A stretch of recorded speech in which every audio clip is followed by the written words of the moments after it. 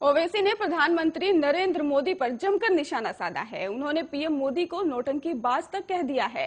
PM Modi पर हमला बोलते हुए कहा कि अच्छा हुआ फिल्म में नहीं गए, वरना फिर तो फिल्म स्टार ही पीछे हट जाते। प्रधानमंत्री नरेंद्र मोदी पर निशाना साधते हुए ओवैसी ने कहा कि देश के सबसे बड़े नौटंकी बाज है प्रधानमंत्री। गनीमत है कि पॉलिटिक्स में आ गए, वरना बेचारे फिल्म इंडस्ट्री वालों का क्या होता।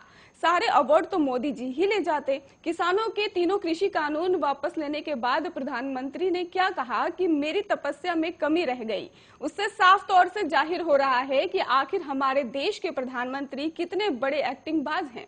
बाराबंकी में लोगों को संबोधित करते हुए ओवैसी ने कहा कि मोदी जी क्या एक्टिंग करते हो। आपने कहा हमारी तपस्या में कमी थी।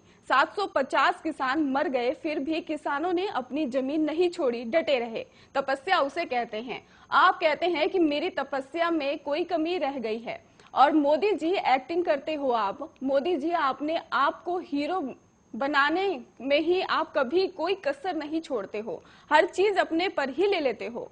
अपने भाषण में ओवैसी ने कहा कि आपने उन किसानों पर क्या क्या इल्जाम नहीं लगाया, कहीं खालिस्तानी तो कहीं एसआई का एजेंट और पैसा आता है, सब बकवास है। इसके बाद फिर देख लिया कि मेरी इमेज की भी कमी रही है तो प्रधानमंत्री महसूस कर लिया कि मुझे किसानों का दुश्मन करार दिया जाएगा। उन्होंने 2024 के लोकसभा चुनाव के लिए कानून वापस लिया है।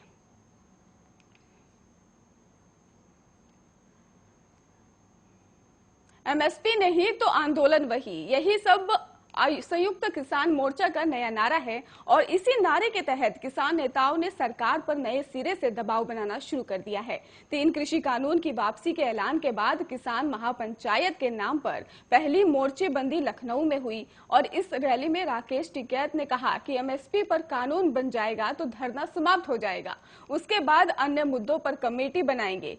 सरकार पहले भी एमएसपी पर फसलों की खरीद करती रही है, लेकिन एमएसपी को लेकर देश में कोई कानून नहीं है।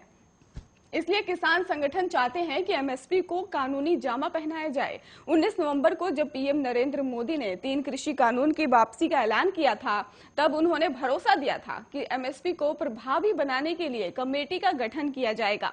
लेकिन किसान कमेटी के भरोसे अपनी मांग से पीछे हटना नहीं चाहते, क्योंकि असल संकट भरोसे का है। अब तक सरकार किसानों से एमएसपी पर खरीद के लिए भी बाध्य नहीं है, लेकिन एमएसपी का कानून बना तो सरकार बाध्य हो जाएगी। पीडीएस के तहत जितना अनाज गरीबों को दिया जाना होता है, सरकार उसी हिसाब से किसानों का अनाज खरीदती है, लेकिन कानून के बाद उसे खपत से ज्यादा खरीद करनी पड़ेगी, जिससे उस पर आर्थिक बोझ पड़ेगा। देश में अनाज भंडारण की क्षमता पहले ही कम है। एमएसपी के तहत ज्यादा खरीद होने से ही भंडारण व्यवस्था चरमरा सकती है।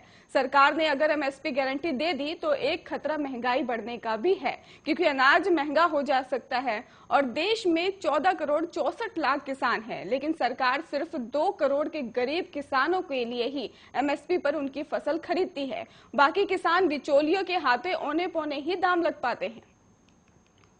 खबरों का सिलसिला लगातार जारी है, अब देखते रहिए आर्य न्यूज।